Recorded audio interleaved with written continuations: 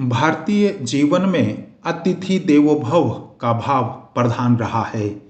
यहाँ अतिथि तुम कब जाओगे इस बात के लिए नहीं, अपितु अतिथि तुम कब आओगे इस बात के लिए उपाय किए जाते हैं। कहानीमाला में आज मैं आपके लिए लेकर आया हूँ जयशंकर प्रसाद की एक ऐसी महत्वपूर्ण कहानी जो इतिहास के परिदृश्य में लिपटी हुई है और भावनाओं का उसमें सुंदर सहयोग बना है। उनकी कहानी है ममता।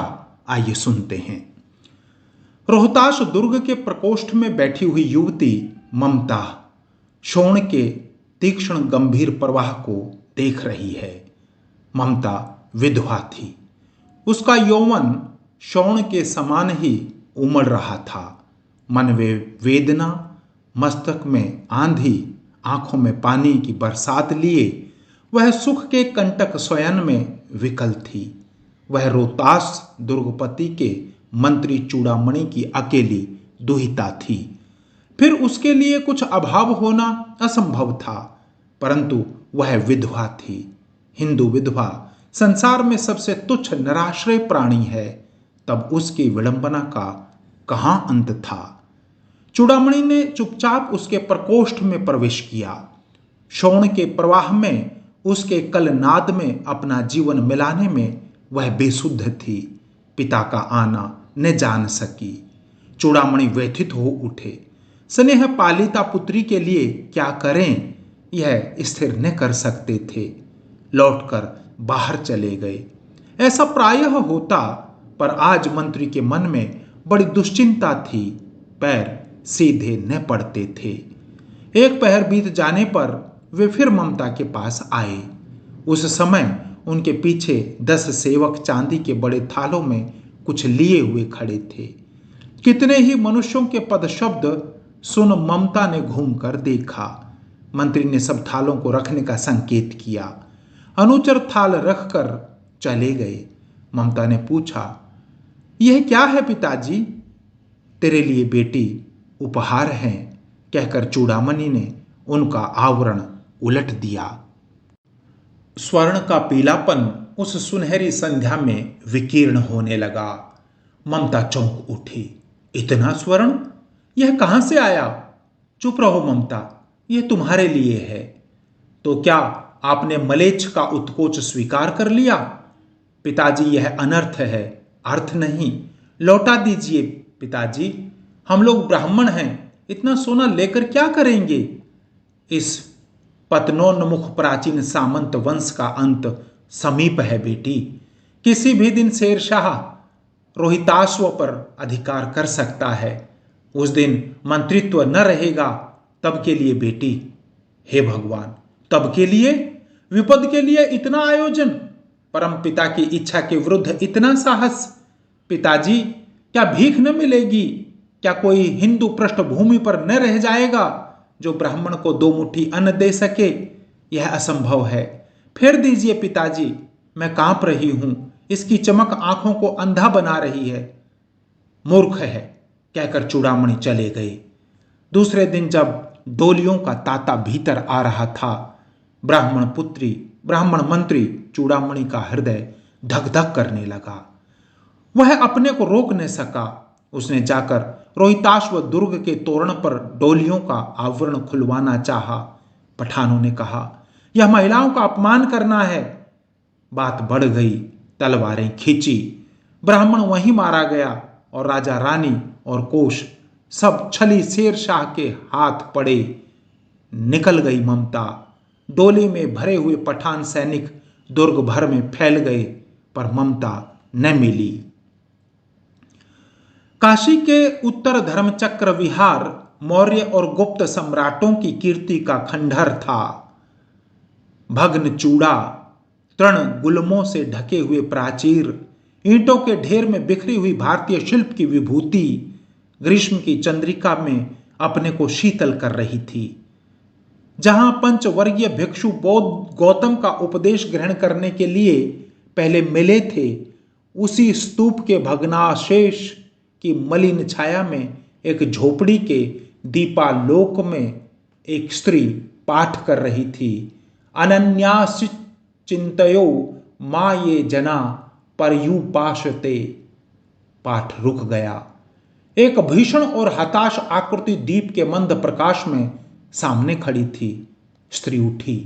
उसने कपाट बंद करना चाहा, परंतु उस व्यक्ति ने कहा, माता, मुझे आश्रय चाहिए। तुम कौन हो? स्त्री ने पूछा। मैं मुगल हूं।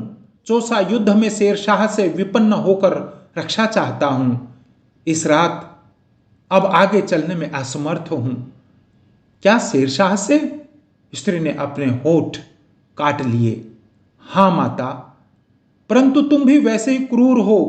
वही भीषण रक्त की प्यास, वही निष्ठुर प्रतिबिंब तुम्हारे मुख पर भी है। सैनिक, मेरी कुटी में स्थान नहीं। जाओ, कहीं दूसरा आश्रय खोज लो। गला सूख रहा है। साथी छूट गए हैं। अश्व गिर पड़ा है। इतना थका हुआ हूं। इतना कहते कहते वह व्यक्ति धम्म से बैठ गया और उसके सामने ब्रह्मांड घूमने लगा। स्त्री ने सोचा, यह विपत्ति कहां से आई? उसने जल दिया, मुगल के प्राणों की रक्षा हुई। वह सोचने लगी, ये सब विधर्मी दया के पात्र नहीं, मेरे पिता का वध करने वाले आतताई। घृणा से उसका मन विरक्त हो गया। स्वस्थ होकर मुगल ने कहा, माता, तो फिर मैं चला जाऊं? स्त्री विचार कर रही थी। मैं ब्राह्मणी हूं। मुझे तो अपने धर्म अतिथि देव की उपासना का पालन करना चाहिए, परंतु यहां नहीं नहीं, ये सब विधर्मी दया के पात्र नहीं। परंतु यह दया तो नहीं, कर्तव्य करना है। तब मुगल अपनी तलवार टेक कर उठ खड़ा हुआ। ममता ने कहा, क्या आश्चर्य है कि तुम भी छल न करो। ठहरो, छल नहीं, तब नहीं। स्त्री, जाता हूं। तैमूर का वंशधर स्त्री से छल करेगा? जाता हूं, भाग्य का खेल है। ममता ने मन में कहा, यहां कौन दुर्ग है? यही झोपड़ी न, जो चाहे ले ले। मुझे तो अपना कर्तव्य पालन करना पड़ेगा। वह बाहर चली आई और मुगल से बोली, जाओ भीतर। थके हुए पथिक, तुम चाहे कोई हो, मैं तुम्हें आश्रय देती हूं। मैं ब्राह्मण कुमारी हूं। सब अपना धर्म छोड़ दें तो क्या मैं भी छोड़ दूं? मुगल ने चंद्रमा के मंद प्रकाश में वह महिमा में मुखमंडल देखा। उसने मन ही मन नमस्कार किया। ममता पास की टूटी हुई दीवारों में चली गई। भीतर थके पथिक ने झोपड़ी में विश्राम लिया। प्रभात में खंडर की संधि से ममता ने देखा, सैकड़ों अश्वारोही उस प्रांत में घूम रहे हैं। वह अपनी मूर्खता पर अपने को कोसने लगी। अब उस झोपड़ी से निकलकर उस पथिक ने कहा, मिर्जा, मैं यहां हूं। शब्द सुनते ही प्रसन्नता की चित्कार ध्वनि से वह प्रांत गूंज उठा। ममता अधिक भयभीत हुई। पथिक ने कहा, वह स्त्री कहां है? उसे खोज निकालो। ममता छिपने के लिए अधिक सचेष्ट हुई। वह मृगदाव में चली गई। दिन भर उसमें से न निकली। संध्या में जब उन लोगों के जाने का उपक्रम हुआ तो ममता ने सुना, पथिक घोड़े पर सवार होते हुए कह रहा है, मिर्जा, उस स्त्री को मैं कुछ दे न सका। उसका घर बनवा देना, क्योंकि मैंने विपत्ति में यहां विश्राम पाया था। यह स्थान भूलना मत। इसके बाद वे चले गए। चौसा के मुगल पठान युद्ध को बहुत दिन बीत गए। ममता अब 70 वर्ष की वृद्धा है। वह अपनी झोंपड़ी में एक दिन पड़ी थी। शीतकाल का प्रभात था। उसका जीर्ण कंकाल खांसी से गूंज रहा था। ममता की सेवा के लिए गांव की 2-3 स्त्रियां उसे घेर कर बैठी थी, क्योंकि वह आजीवन सबके सुख दुख की संभागिनी रही। ममता ने जल पीना चाहा। एक स्त्री ने सीपी से जल पिलाया। सहसा एक अश्वारोही उसी झोंपड़ी के द्वार पर दिखाई पड़ा। वह अपनी धुन में कहने लगा, मिर्जा ने जो चित्र बनाकर दिया है वह तो इसी जगह का होना चाहिए। वह बुढ़िया मर गई होगी। अब किससे पूछूं?